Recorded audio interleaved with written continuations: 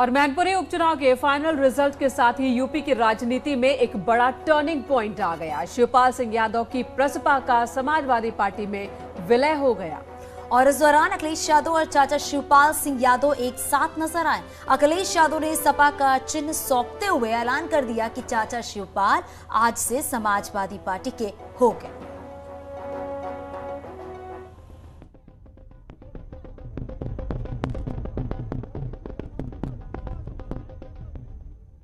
मैनपुरी उपचुनाव के शोर में अखिलेश का शिवपाल को मनाने पर जोर था।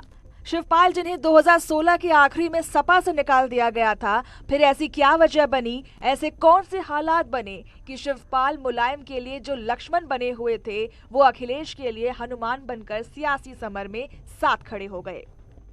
इस सवाल का जवाब है डिंपल यादव की मैनपुरी में रिकॉर्ड जीत। शिवपाल ने वो काम कर दिखाया है जिसका परिणाम अखिलेश को पहले ही पता चल चुका था, क्योंकि मुलायम सिंह के बाद शिवपाल ही वो शख्स थे जिस पर मैनपुरी की जनता आंख बंद करके भरोसा करती है। और रिजल्ट आते ही शिवपाल अब पूरी तरह से समाजवादी हो लिए। राय थी, मांग भी थी, एक हो जाओ, तो आज हम दोनों लोग एक हो गए। सही समय का इंतजार कर रहे थे। बिल्कुल सही समय से, और यहाँ की जनता ने बड़ी जीत करा दी। तो ये 2024 के साथ संदेश आता है क्या? साथ संदेश आता है। आप 2024 में भी एक होकर के ही चुनाव लड़ेंगे। तो आज से शिवपाल यादव की गाड़ी में समाजवादी पार्टी का झंडा रहेगा। हाँ, आज से समाजवादी। दरअसल मैनपुरी में शिवपाल यादव का डिंपल और अखिलेश के साथ आना परिवार की एकजुटता को दिखाने का एक संदेश था। वो एकजुटता जिसके दम पर मुलायम ने कई बार यूपी फतेह की। अब उसी परिवार के समर्थन के दम पर डिंपल मैनपुरी फतेह कर चुकी हैं। अभी शिवपाल यादव की पार्टी पीएसपीएल का समाजवादी पार्टी में विलय हो गया। इस विलय पर क्या कहेंगे आप लोग? अभी मैंने तो आपके माध्यम से ही मैं सुन रहा हूँ, अगर हुआ तो बहुत अच्छा हुआ, बहुत अच्छा हुआ। कार्यकर्ताओं का मंजूर है ये? बिल्कुल, कार्यकर्ता तो चाहते ही थे। बड़ा उत्साह हुआ। कार्यकर्ताओं में बहुत बड़ा एक जोश है, उत्साह है चाचा जी के आने से।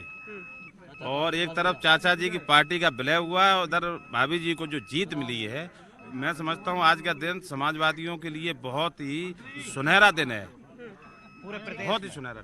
शिवपाल यादव जिस जसवंत नगर सीट से विधायक हैं, वो सीट मैनपुरी संसदीय क्षेत्र का हिस्सा है और इस पूरे इलाके में शिवपाल यादव की जबरदस्त पकड़ है।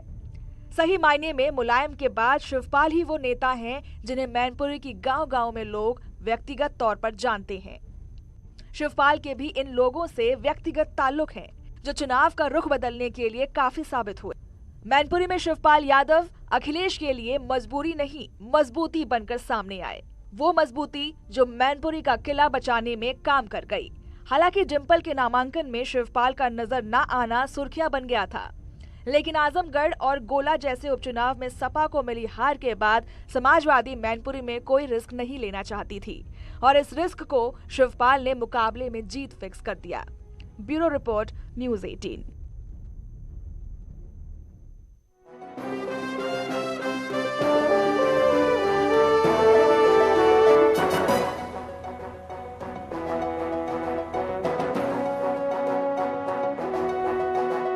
जो काम नेताजी के रहते नहीं हुआ, वो काम नेताजी के जाने के बाद हो गया।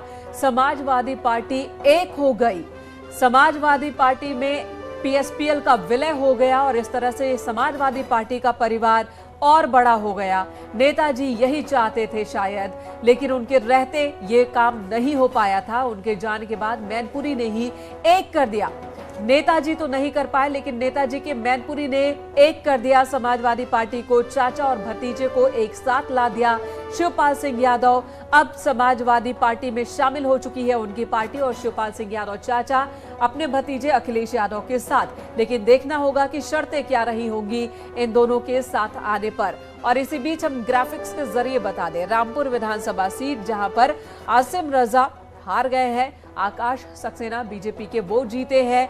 33,738 वोटों से जीत आकाश सक्सेना की एक बड़ी जीत मानी जाएगी। मैनपुरी में इस बार वोट प्रतिशत बहुत ही कम रहा था। हालांकि हमने देखा था, माफ कीजिएगा, रामपुर में हमने देखा था रामपुर की जनता का कहना भी यही था कि बार बार इलेक्शन से रामपुर की जनता परेशान हो गई है। बार बार उपचुनाव, ये भी एक वजह रही जो बताई जा रही है कि कम वोट प्रतिशत रहे।